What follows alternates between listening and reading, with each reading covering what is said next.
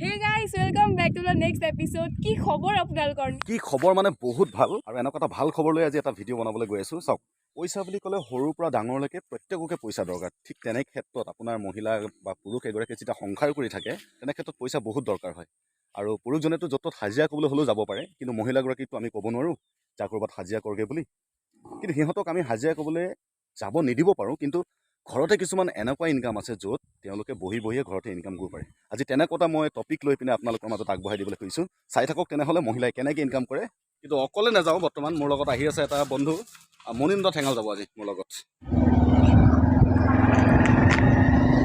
Apple খাই খাই আহি আছোঁ এতিয়া বৰ্তমান। বেছি দূৰ নাই আৰু পাবলৈ, আপোনালোকক দেখাই আছোঁ। অৱশেষত পাই গ'লোহি আৰু এতিয়া বৰ্তমান আপোনালোকক আমি দেখাম ক'ত আপোনাৰ পাটৰ মুগাৰ সূতা কাটি আছে। সেই সূতা কটাৰ বস্তুটো দেখামখিনি আপোনাৰ এই মানুহজনে মোক লৈ যাব। এখেতৰ ঘৰতে বৰ্তমান এতিয়া পাটৰ মুগাৰ সূতা কাটি আছে। কেনেকৈ কাটে, ক'ৰ পৰা হয় পাটৰ মুগা আৰু বজাৰত কেনেকৈ যায়, এইখিনি সমস্তখিনি দেখুৱাম, আপোনালোকে চাই থাকক। এয়া বৰ্তমান পাটৰ মুগাৰ বাবে সূতা কাটি আছে।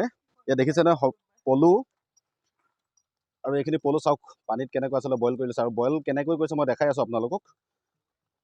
এয়া চাওক একদম ধুনীয়াকৈ জুই জ্বলাই পিনে আপোনাৰ এইখিনি আছিলে কেঁচা, এই কেঁচাখিনি আপোনাৰ বৰ্তমান সিজাব লাগিব, আৰু সিজোৱাৰ পিছতহে ইয়াক আপোনাৰ ইয়াৰ সূতাটো উলিয়াব পৰা হ'ব। প্ৰথমতে সিজাই ল'ব লাগিব। একদম তামাম জুই জ্বলাই থৈ দিছে পুৰা বাঁহ জেঙৰ লগত। সূতাবিলাক উলিওৱাৰ আগতে প্ৰথম এই যিটো পলুৰ যিটো ওপৰত সূতাখিনি আছে, ওপৰৰ সূতাখিনি প্ৰথম গুচাই ল'ব লাগিব, কাৰণ ইয়াত এটা বিজল বিজল হৈ আছে, হয় নহয়? হয়। এইটো কেনেকৈ কি হয় আপুনি অলপ কৈ দিয়ক। এইখিনি বিজলখিনি পিছত যিডাল এডলীয়া সূতা হ'ব সেইডালে আমি হিৰত লগাওঁ। আচ্ছা, হিৰত লগোৱাৰ পিছত ইয়াত 10-11টাকৈ পাক দিয়া হয়। সেই পাকটোৰ দ্বাৰা ইয়াত সূতা বনে ধুনীয়াকৈ এডাল গোটা হৈ পৰে। আমি 10-15টাকৈ সূতা লগাই দিওঁ। লগাই দিয়াৰ পাছত আমাৰ চেৰেকীত সোমাই আমি নেচাটো। আচ্ছা, সূতাটো কেনেকৈ কাটে মই অলপ দেখাই দিছোঁ। এয়া চাওক, এনেকৈ ঘূৰাব লাগিব ধুনীয়াকৈ। এইটো সূতা এনেকৈ কাটি থাকিব, তাৰপিছত ইয়াৰ পৰা একদম ধুনীয়া ধুনীয়া আপোনাৰ পাটৰ মুগাৰ সূতা ওলাব, আৰু ইয়াৰ পিছত বজাৰলৈ যাব। আৰু ইয়াৰ দাম য'ত নেকি এক পোৱা দাম কিমান টকা হয় এইটো সূতাটো? 1500 টকা ন? এক পোৱা দাম 1500 টকা। যিহেতু গাঁও অঞ্চলত প্ৰায় মহিলাসকলে এনেকুৱা সূতা কাটিয়ে থাকে। সূতাৰ দাম এতিয়া বৰ্তমান বজাৰত বহুত মূল্য, কাৰণ এই ঘৰতে আপোনাৰ এটা স্বনিৰ্ভৰশীল মহিলাসকলে এনেকুৱা এটা কাম কৰিব পাৰে।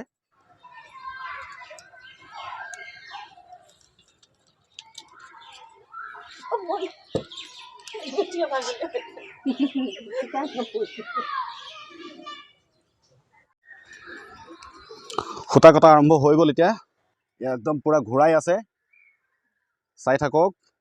কিন্তু ইয়াৰ অৰ্থ অকল এইটোৱে নহয়, এই মেচিনটো যোনে বনাইছে অকল হাতৰ লগত ঘূৰাব পৰাকৈ বনা নাই। আপোনালোকক মই ভালকৈ দেখাই আছোঁ, চাওক। ইয়াত অত্যাধুনিক মেচিন আপোনাৰ জড়িত কৰাই দিছে।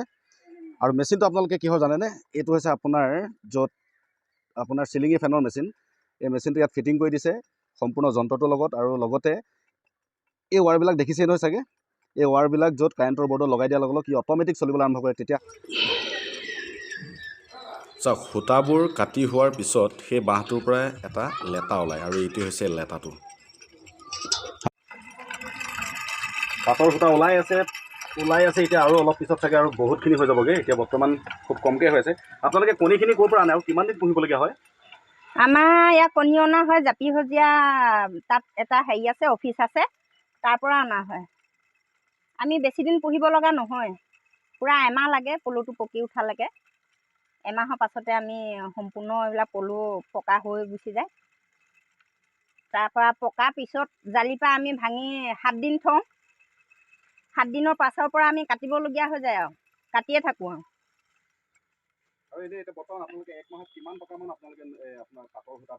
আমাৰ বৰ্তমান এতিয়া 25,000 মান হ'ল বাৰু কটা। 25,000 টকা।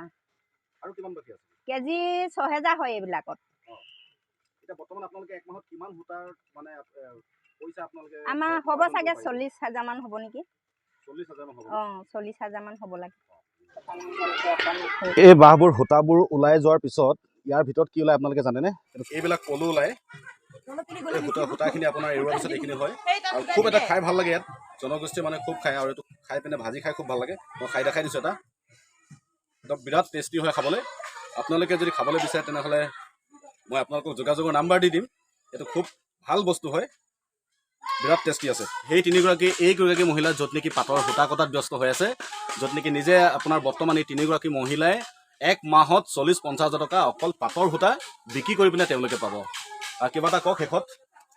অসমবাসী ৰাইজক আমাৰ হিয়া ভৰা মনে ৰঙালী বিহু শুভেচ্ছা।